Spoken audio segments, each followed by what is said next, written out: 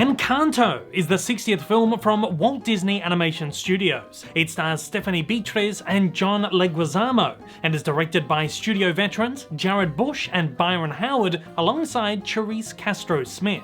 Before we get into this, don't forget to hit that like button down below. It does wonders in getting my content out there. And if you haven't already, hit the subscribe button and the bell icon to keep up to date with all my content. Encanto tells the tale of the Madrigals, an extraordinary family who live in a wondrous, charmed place called Encanto. Each child has been blessed with a magic gift unique to them. Each child except Mirabel. But when the family's home is threatened, Mirabel may be their only hope.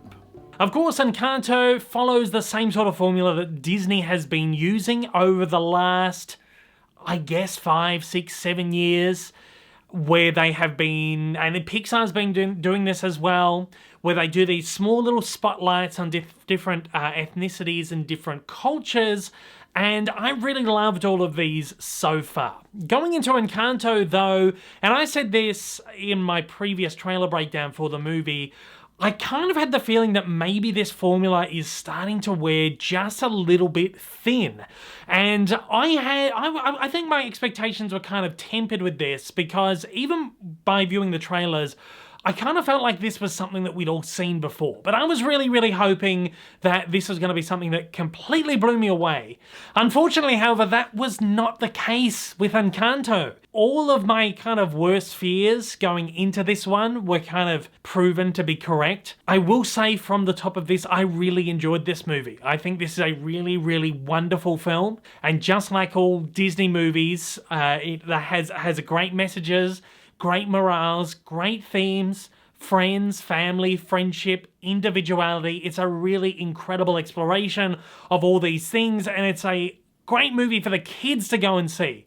I feel like there is so much to get out of this movie for the young ones. And again, this is a terrific exploration of the Colombian culture.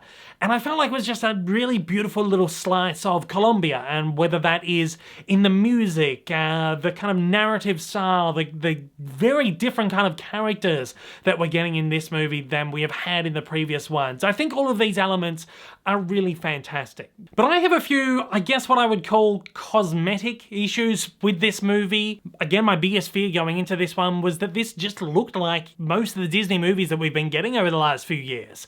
Moana, Raya and the Last Dragon, Frozen, Luca. These are movies that have the same beginning, the middle, and the end. They focus on this hero or heroine who has to rise above and prove themselves to everyone around them and prove their individuality is their specialty, etc. And these movies just keep using the same formula. I don't think that's a problem, again, because, you know, we've got this idea of the hero's formula in movies like The Hidden Fortress and The Searchers and Star Wars, etc, etc. These have been used over and over and over again. And in a sense, this is the formula that Disney is using for these movies right here. They're using this hero's formula kind of thing. But I feel like it gets to a point where when the movies start to feel the same is when you kind of run into an issue. I just feel at this point the Disney formula is growing to be a little bit tired and insanely predictable, and I would really just like to see Disney mix it up and do different kinds of stories. Yes, I understand this is a formula that Disney has been using for years. I mean, you go back to even the Renaissance period films, a lot of them followed that same formula as well. You go back to stuff like Cinderella and Sleeping Beauty, they're using this formula as well, but I feel like they're just doing it more and more frequently now. I want something a little bit more. I want Disney to experiment just a little bit more. Tell some different stories for the next couple of years. That said, I also feel like this is something that's been done better in the past. I feel like Encanto just kind of misses the mark a little bit, and I can't really quite put my finger on why exactly. I think one of the major glaring issues narratively is that there's no villain in this movie. We don't get our big, grandiose Disney villain that the hero's got to go up against this time round.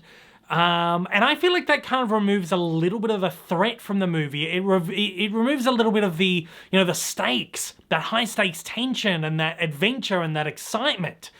There is some threat in the film, and I don't want to go into it too much, but I just feel like without that villain there, it rids the movie of something.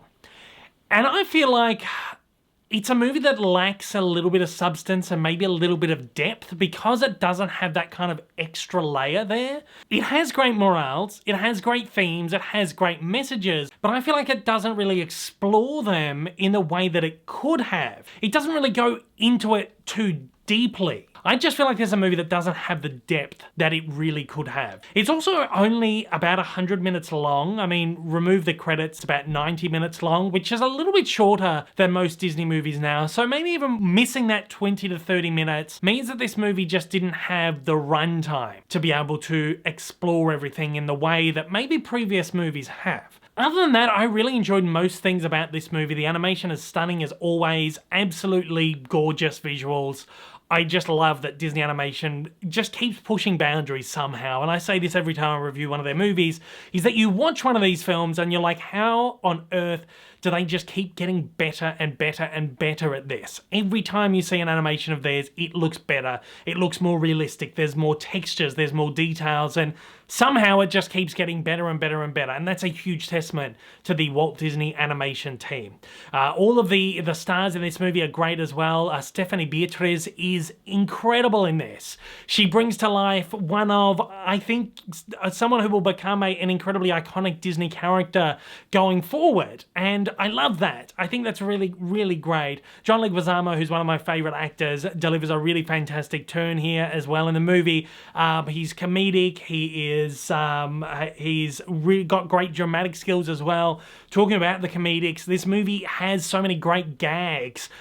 Really visual gags particularly, and it's almost like kind of gags that go back to classic Disney animation, the old Goofy and Donald Duck cartoons, and I feel like a lot of inspiration has been taken from them, and I really loved it. I just thought the whole air of the movie was really great. Another thing I didn't really enjoy that much in this was the music. Now, I'm not usually a huge fan of musicals, so I'm not the best to kind of judge the music in these movies, but when the music really works in one of these movies, I just can't help but just love it, fall in love. Like for example, Moana. I am in love with the soundtrack from Moana, and it's kind of a bit strange that I didn't really connect with the music here in Encanto because the music was written by Lin-Manuel Miranda, who is terrific. I think he's insanely talented, and I loved Hamilton. I don't like Broadway stuff, but I loved Hamilton. I think Lin-Manuel is absolutely terrific. But the music here just didn't really do it for me. I feel like almost maybe if this movie wasn't a musical, like Raya and the Last Dragon, maybe I would have enjoyed it a little bit more. Maybe the movie would have had a little bit more chance to kind of go that dramatic route where it does get to explore a little bit of its depth. But again, at the end of the day, we are talking again about a movie that is made for children, that is made for families predominantly, and I feel like the movie does its job in that I think people are really going to love this. I think kids are going to love this. I think the parents are going to love this. I think most Disney fans are really going to love this too. But for me, as someone, I guess, who spends like almost 24/7 studying and talking animation and watching these movies over and over and over and over again, for me it's feeling like it's a little bit of a tired thing. That is not to detriment the film because again it is a really wonderful movie, but I just really want to see Disney pushing themselves and doing something a little bit different going forward. And at that, I will be giving Encanto a 3.5 out of 5. Encanto is a bright, lively and heartfelt slice of Disney magic. The studio delivers another fantastic cultural exploration with great messages, morals and themes. However, one can't help but feel Disney's most recent formula is starting to feel a little tired and predictable. Encanto opens in cinemas Australia-wide on December 2nd, 2021. It's already open over in the US and the UK. Thanks to the incredible team over at the Walt Disney Company Australia for sending me along to an early preview of the film, and thanks everybody out there for watching. I'll see you on the next one. Take it easy. Hey everyone, if you haven't yet, smash that big old subscribe button up on your screen to keep up to date with all my content, and hit that like button down below. Also, don't forget to check me out on social media, and please consider supporting me over on Patreon for as little as $1 a month for exclusive videos, early access content, and to get your name up on the screen. Thanks again for watching.